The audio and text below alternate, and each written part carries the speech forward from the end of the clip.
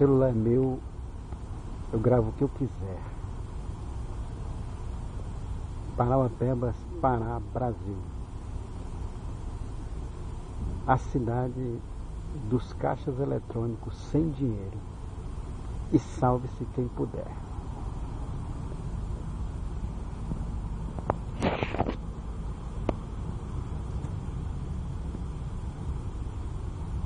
(2 de fevereiro de 2014, domingo).